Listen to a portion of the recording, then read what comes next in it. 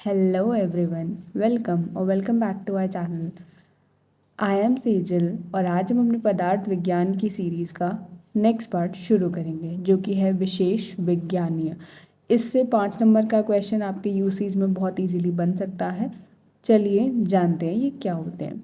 विशेष विशेष का ऑफकोर्स मतलब ही होता है कि कोई ना कोई डिफरेंट, कोई ना कोई यूनिक चीज़।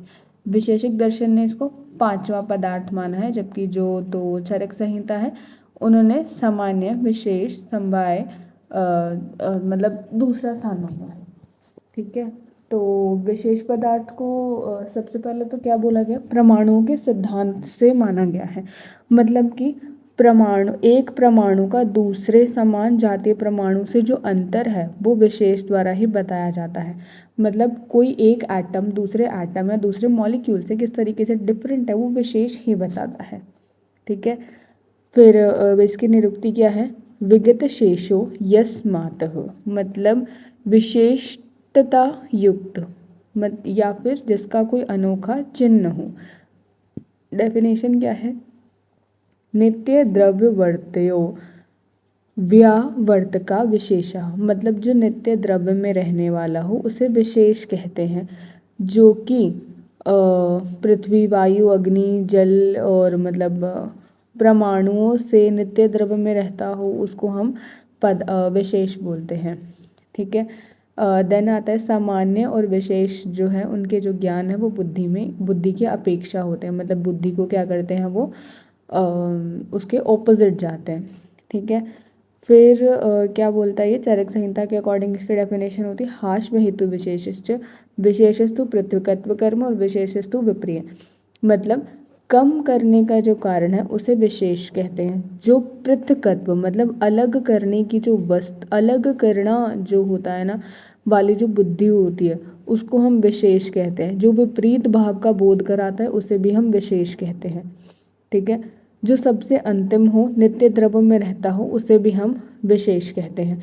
ठीक है, विशेष के भेद देखें तो क्या होता है, परमाणु अनंत होता है, इसीलिए विशेष भी क्या है, अनंत है। हमने पहले ही बोल दिया कि एक परमाणु एक एटम से दूसरे एटम में जो डिफरेंस होता है वो विशेष के द्वारा ही होता है। चरक संहिता के अकॉर्डिंग इसके भेद देखें तो ये क्या है, द्रव्य विशेष, गुण विशेष व कर्म विशेष। ऑफकोर्स मतलब जैसे बड़े हुए जो द्रव्य हैं उनको घटाने के लिए अन्य द्रव्य का प्रयोग किया जाता है। गुण विशेष, गुण के आधार पर किसी द्रव्य या विशेष को घटाया जाता है। कर्म, कर्म के आधार पर घटाया जाता है।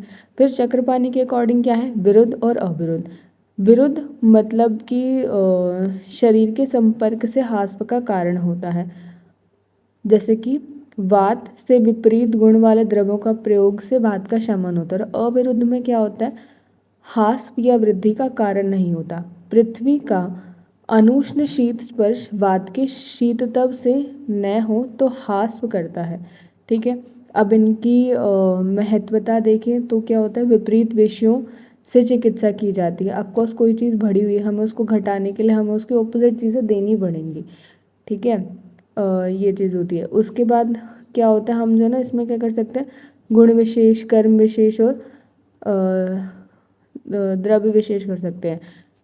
जैसे कि द्रव्य विशेष को आधार माने तो फिर क्या होता है, मांस की वृद्धि में अस्थि, यव, गोवध आदि का प्रयोग कर सकते हैं। विष को कम करने के लिए अश्वमूत्र का प्रयोग कर सकते हैं।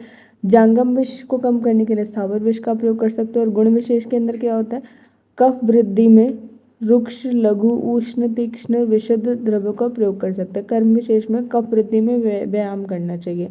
ठीक है, अब इनकी आवश्यकता क्यों है, इनकी आवश्यकता बहुत ही मतलब इम्पॉर्टेंट है।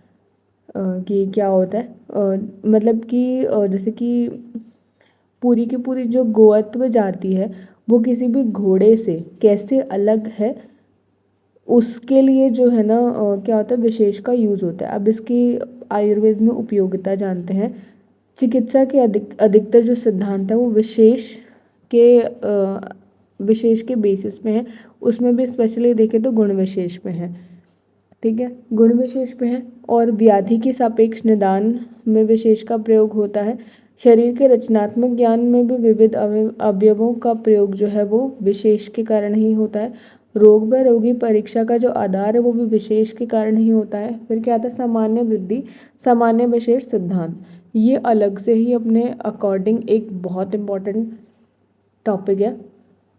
मतलब विशेष, अभी तक जो हमने पढ़ा विशेष से उतना था, अभी सामान्य विशेष सिद्धांत आता। सामान्य विशेष सिद्धांत बहुत इंपॉर्टेंट है। मतलब अपने आप में ही ना ये 5 नंबर का एक क्वेश्चन है जो बन सकता है और जो कि पूछा भी जाता है।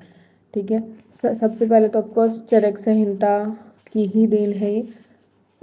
इसके जो मुख्य बिंदु है ना वो क्या बोल रहे, सर्वदा सर्वभावना सामान्य वृत्ति कारण हाश्व हेतु विशेषु प्रवृत्ति रुभयस्तु, चरक सूत्र 1 का 44।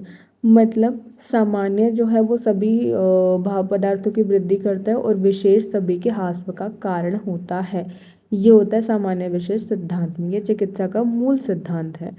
ठीक है, फिर जैसे कि राजक्षमा जो व्याधि है, ठीक है, मांस के अत्यंत शीत हो जाने पर मांस भक्षी पशु पक्षियों का मांस खिलाने का विधान है। ठीक है, और वात के विपरीत गुण वाले द्रव्यों व कर्मों के सेवन से ही वात का शमन होता है। वो यही कहना चाहता है कि सामान्य से सामान्य की वृद्धि होती है और विशेष से हास्व होता है। ठीक है, ध्यान देने योग्य बात, विशेष से वृद्धि तभी संभव है जब उसके विरोधी कारण का अभाव हो। और क्या इसमें ध्यान देने वाली बात है कि सामान्य वृद्धि का कारण तो है परंतु सामान्य ही वृद्धि का कारण है। मतलब सामान्य इज अ रीजन बट सामान्य is not the only reason of वृद्धि। कभी कभी ऐसा हो सकता है कि मान लें सामान्य नहीं है पर विशेष, कि सामान्य है या नहीं है पर विशेष है, विशेष है तो वो उसको उसके ऑपोजिट गुण दे रहे हैं इसलिए वो बढ़ी जा रहा है।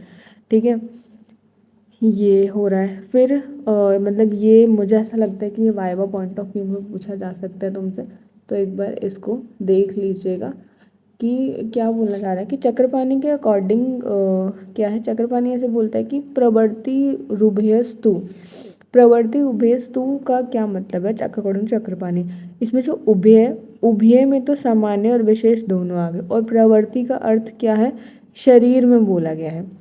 द्रव्य आदि का शरीर से संबंध स्थापित नहीं होता, अर्थात जब तक व्यक्ति द्रव्यों का प्रयोग नहीं करता तब तक वृद्धि या क्षय नहीं होता। ठीक है, शरीर से संबंधित न रहने पर सामान्य और विशेष अपना अपना कार्य नहीं करते हैं। ठीक है, और उभयस तू था तो तू क्या है, निश्चयात्मक अर्थ में लिया गया है, ये चीज ध्यान रखना। फिर गंगाधर राव के अनुसार जो भाव जिससे विशिष्ट हैं उन दोनों की विशेष प्रवृत्ति को हास्व कहा गया है। इसकी आयुर्वेद में उपयोगिता बहुत इंपॉर्टेंट है सामान्य विशेष सिद्धांत की। सबसे पहले तो क्या आता है, जितने भी बढ़े हुए या घटे हुए धातुओं हैं या दोष हैं उनको साम्य अवस्था में लाने के लिए कार्य का असामान्य विशेष सिद्धांत का उपयोग किया जाता है। इसका चिकित्सा में उपयोग क्या है, संतर्पण जन्य व्याधियों में धातुओं से विशेष द्रव्य की चिकित्सा की जाती है और अपतर्पण जन्य व्याधियों में धातुओं से सामान्य की चिकित्सा करी जाती है। ठीक है, फिर क्या था, पथ्य निर्धारण का जो आधार है वो भी क्या है, सामान्य विशेष सिद्धांत है। मतलब कि रोग के जो बढ़े हुए दोष हैं, समान गुण वाले आहार विहार जो है अपत्य हैं और विपरीत गुण वाले जो है वो पत्य हैं। रोग निदान में इसकी क्या उपयोगिता है, हेतुओं के आधार पर वृद्धि प्राप्त दोषों का अनुमान किया जा सकता है। इसका आधार भी क्या है, सामान्य विशेष सिद्धांत है।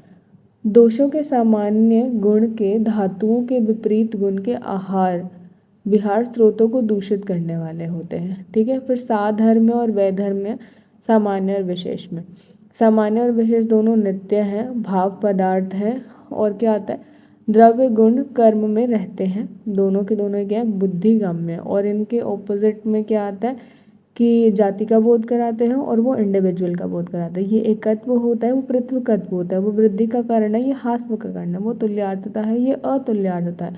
वो अनेक में पाया जाता है, वो एक में पाया जाता है। उसकी संख्या एक है और उसकी असंख्य होता है वो।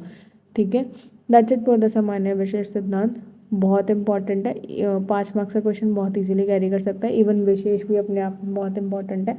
आएगा तो सिंपली इसकी निरुक्ति लिखनी है, इसके डेफिनेशन लिखनी है, देन चरक संहिता के अकॉर्डिंग जो ये तीनों छोटी छोटी श्लोक है ये लिखने बहुत इंपॉर्टेंट है। फिर विशेष के भेद पे आ जाना, द्रव्य गुण कर्म विरुद्ध और अविरुद्ध, ठीक है। चक्रपाणी के अकॉर्डिंग ही है, एक चरक संहिता के अकॉर्डिंग और एक चक्रपाणी के अकॉर्डिंग है, दोनों लिख देना, ठीक है।